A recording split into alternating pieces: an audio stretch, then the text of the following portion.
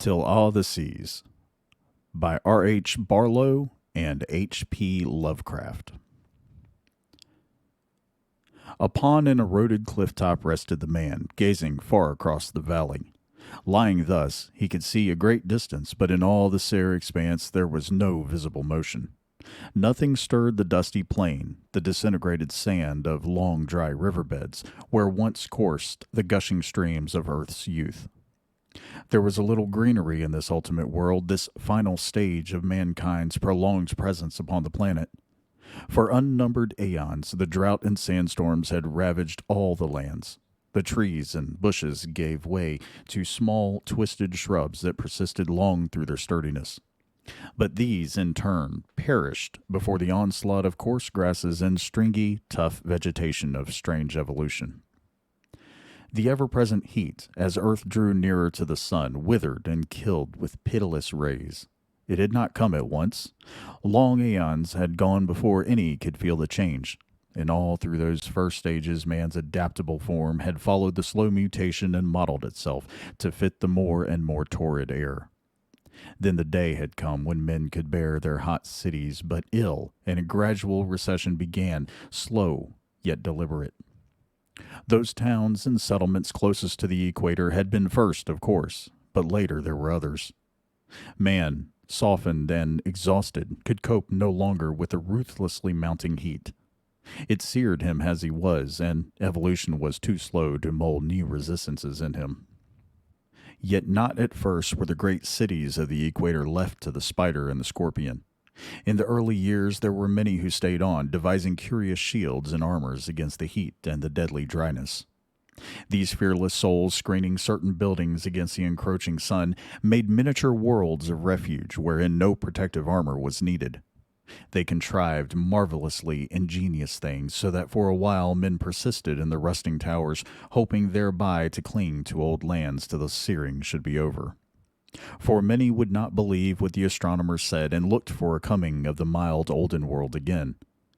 But one day the men of Dath from the new city of Nyara made signals to Yanario, their immemorially ancient capital, and gained no answer from the few who remained therein. And when explorers reached that millennial city of bridge-linked towers, they found only silence. There was not even the horror of corruption, for the scavenger lizards had been swift.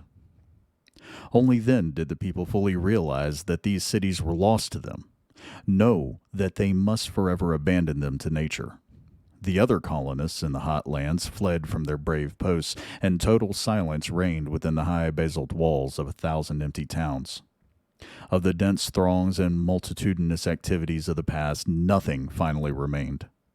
There now loomed against the rainless deserts only the blistered towers of vacant houses, factories, and structures of every sort, reflecting the sun's dazzling radiance and parching in the more and more intolerable heat. Many lands, however, had escaped the scorching blight, so that the refugees were soon absorbed in the life of a newer world. During strangely prosperous centuries, the hoary deserted cities of the equator grew half forgotten and entwined with fantastic fables. Few thought of those spectral, rotting towers, those huddles of shabby walls and cactus-choked streets, darkly silent and abandoned. Wars came, sinful and prolonged, but the times of peace were greater. Yet always the swollen sun increased its radiance as Earth drew closer to its fiery parent. It was as if the planet meant to return to that source whence it was snatched aeons ago, through the accidents of cosmic growth. After a time, the blight crept outward from the central belt. Southern Urat burned as a tenantless desert, and then the north. In Parath and Baling, those ancient cities where brooding centuries dwelt, there moved only the scaly shapes of the serpent and the salamander, and at last Loten echoed only to the fitful falling of tottering spires and crumbling domes. Steady, universal, and inexorable was the great eviction of man from the realms he had always known. No land within the widening stricken belt was spared, no people left unrouted. It was an epic, a Titan tragedy whose plot was unrevealed to the actors, this wholesale desertion of the cities of men. It took not years or even centuries, but millennia of ruthless change. And still it kept on, sullen, inevitable, savagely devastating. Agriculture was at a standstill. The world fast became too arid for crops. This was remedied by artificial substitutes soon universally used. And as the old places that had known the great things of mortals were left, the loot salvaged by the fugitives grew smaller and smaller. Things of the greatest value and importance were left in dead museums, lost amid the centuries, and in the end the heritage of the immemorial past was abandoned. A degeneracy, both physical and cultural, set in with the insidious heat. For man had so long dwelt in comfort and security that this exodus from past scenes was difficult. Nor were these events received phlegmatically. Their very slowness was terrifying. Degradation and debauchery were soon common. Government was disorganized, and the civilizations aimlessly slid back toward barbarism. When, 49 centuries after the blight from the equatorial belt, the whole western hemisphere was left unpeopled, chaos was complete. There was no trace of order or decency in the last scenes of this titanic, wildly impressive migration. Madness and frenzy stalked through them, and fanatics screamed of an Armageddon close at hand. Mankind was now a pitiful remnant of the elder races, a fugitive not only from the prevailing conditions, but from his own degeneracy. Into the Northland and the Antarctic went those who could. The rest lingered for years in an incredible Saturnalia, vaguely doubting the forthcoming disasters. In the city of Borligo, a wholesale execution of the new prophets took place after months of unfulfilled expectations. They thought the flight to the Northland unnecessary and looked no longer for the threatened ending. How they perished must have been terrible indeed. Those vain, foolish creatures who thought to defy the universe, but the blackened, scorching towns are mute. These events, however, must not be chronicled, for there are larger things to consider than this complex and unhastening downfall of a lost civilization. During a long period, morale was at lowest ebb among the courageous few who settled upon the alien Arctic and Antarctic shores, now mild, as were those of southern Urat in the long-dead past. But here there was respite. The soil was fertile, and forgotten pastoral arts were called into use anew. There was, for a long time, a contented little epitome of the lost lands, though here were no vast throngs or great buildings. Only a sparse remnant of humanity survived the eons of change and peopled those scattered villages of the later world. How many millennia this continued is not known. The sun was slowly invading this last retreat, and as the eras passed, there developed a sound, sturdy race bearing no memories or legends of the old lost lands. Little navigation was practiced by this new people, and the flying machine was wholly forgotten. Their devices were of the simplest type, and their culture was simple and primitive. Yet they were contented, and accepted the warm climate as something natural and accustomed. But unknown to these simple peasant folk, still further rigors of nature were slowly preparing themselves. As the generations passed, the waters of the vast and unplumbed ocean wasted slowly away, enriching the air and the desiccated soil, but sinking lower and lower each century. The splashing surf still glistened bright, and the swirling eddies were still there, but the doom of dryness hung over the whole watery expanse. However, the shrinkage could not have been detected save by instruments more delicate than any of them known to the race.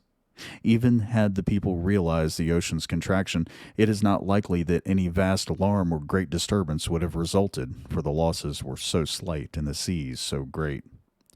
Only a few inches during many centuries, but in many centuries, increasing. So at last the oceans went, and water became a rarity on the globe of a sun-baked drought. Man had slowly spread all over the Arctic and Antarctic lands. The equatorial cities and many of later habitation were forgotten even to legend. And now again the peace was disturbed, for water was scarce, and found only in deep caverns. There was little enough even of this, and men died of thirst wandering in far places. Yet so slow were these deadly changes that each new generation of man was loath to believe what it heard from its parents.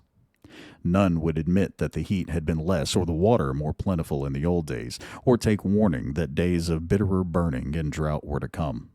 Thus, it was even at the end, when only a few hundred human creatures panted for breath beneath the cruel sun, a piteous, huddled handful out of all the unnumbered millions who had once dwelt on the doomed planet.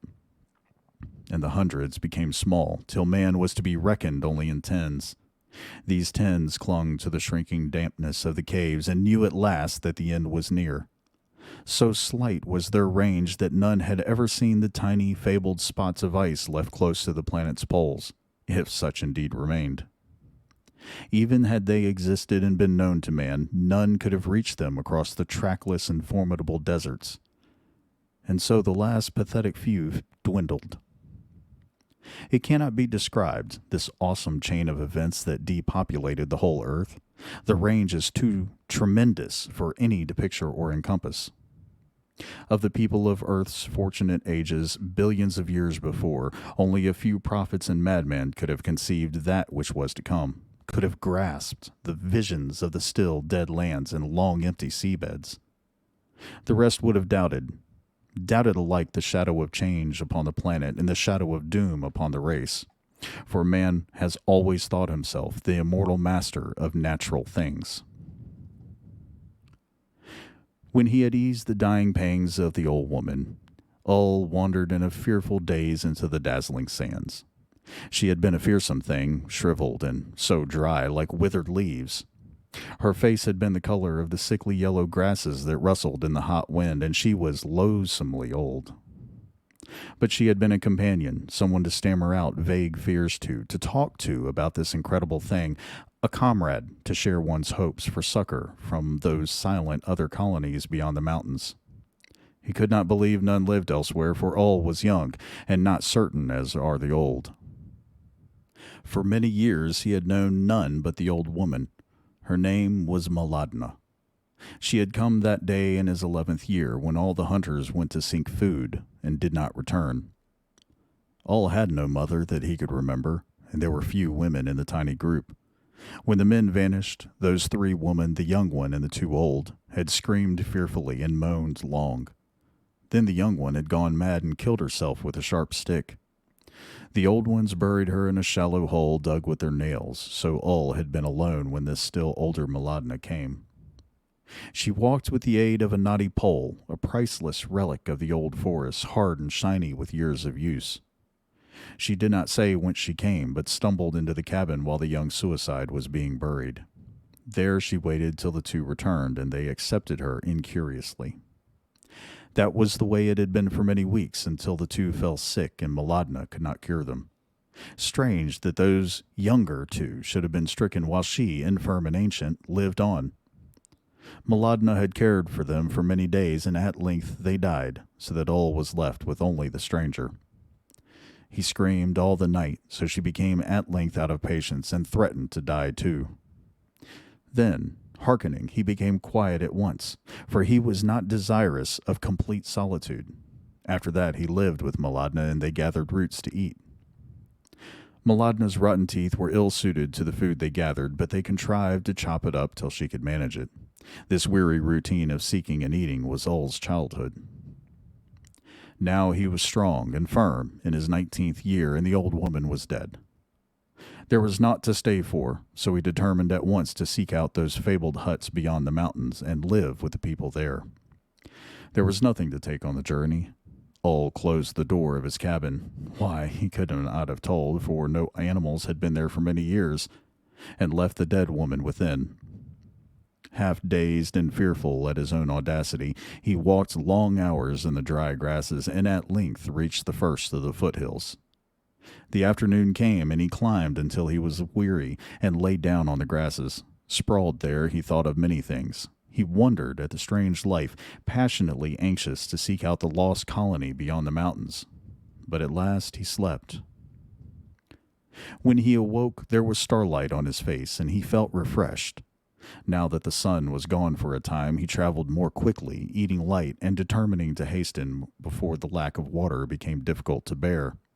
He had brought none, for the last people dwelling in one place, and never having occasion to bear their precious water away, made no vessels of any kind. Ull hoped to reach his goal within a day, and thus escape thirst. So he hurried on beneath the bright stars, running at times in the warm air, and at other times lapsing into a dog trot. So he continued until the sun arose, yet still he was within the small hills with 3 great peaks looming ahead. In their shade he rested again. Then he climbed all the morning, and at midday surmounted the first peak, where he lay for a time, surveying the space before the next range. Upon an eroded cliff top rested the man, gazing far across the valley. Lying thus he could see a great distance, but in all the sere expanse there was no visible motion. The second night came, and found all amid the rough peaks, the valley and the place where he had rested far behind. He was nearly out of the second range now, and hurrying still. Thirst had come upon him that day, and he regretted his folly. Yet he could not have stayed there with the corpse alone in the grasslands. He sought to convince himself thus, and hastened ever on, tiredly straining. And now there were only a few steps beyond the cliff wall would part and allow a view of the land beyond. All stumbled wearily down the stony way, tumbling and bruising himself even more. It was nearly before him, this land where men were rumored to have dwelt, this land of which he had heard tales in his youth. The way was long, but the goal was great. A boulder of giant circumference cut off his view. Upon this he scrambled anxiously. Now at last he could behold by the sinking orb his long-sought destination, and his thirst and aching muscles were forgotten as he saw joyfully that a small huddle of buildings clung to the base of the farther cliff. All rested not, but spurred on by what he saw ran and staggered and crawled the half-mile remaining. He fancied that he could detect forms among the rude cabins. The sun was nearly gone, the hateful, devastating sun that had slain humanity. He could not be sure of details, but soon the cabins were near. They were very old, for clay blocks lasted long in the still dryness of the dying world. Little, indeed, changed but the living things, the grasses and these last men. Before him, an open door swung upon rude pegs. In the fading light all entered, weary unto death, seeking painfully the expected faces. Then he fell upon the floor and wept, for at the table was propped a dry and ancient skeleton. He rose at last, crazed by thirst, aching unbearably, and suffering the greatest disappointment any mortal could know. He was then the last living thing upon the globe, his the heritage of the earth, all the lands and all to him equally useless. He staggered up, not looking at the dim white form in the reflected moonlight, and went through the door. About the empty village he wandered, searching for water and sadly inspecting this long empty place so spectrally preserved by the changeless air. Here there was a dwelling, there a rude place where things had been made, clay vessels holding only dust and nowhere any liquid to quench his burning thirst. Then, in the center of the little town, Ol saw a well curb. He knew what it was, for he had heard tales of such things from Maladna. With pitiful joy he reeled forward and leaned upon the edge. There at last was the end of his search. Water. Slimy, stagnant, and shallow, but water before his sight. Ol cried out in the voice of a tortured animal, groping for the chain and bucket. His hand slipped on the slimy edge, and he fell upon his chest across the brink. For a moment he lay there, then soundlessly his body was precipitated down the black shaft. There was a slight splash in the murky shallowness as he struck some long sunken stone, dislodged eons ago from the massive coping. The disturbed water subsided into quietness. And now, at last, the earth was dead. The final, pitiful survivor had perished. All the teeming billions, the slow eons, the empires and civilizations of mankind were summed up in this poor, twisted form. And how titanically meaningless it had all been. Now, indeed, had come an end and climax to all the efforts of humanity. How monstrous and incredible a climax in the eyes of those poor, complacent fools of the prosperous days. Not ever again would the planet know the thunderous tramping of human millions, or even the crawling of lizards and the buzz of insects, for they, too, had gone. Now was come the reign of sapless branches and endless fields of tough grasses. Earth, like its cold, imperturbable moon, was given over to silence and blackness forever. The stars whirred on. The whole careless plan would continue for infinities unknown. This trivial end of a negligible episode mattered not to distant nebulae or to suns newborn, flourishing and dying. The race of man, too puny and momentary to have a real function or purpose, was as if it had never existed. To such a conclusion the eons of the farcically toilsome evolution had led.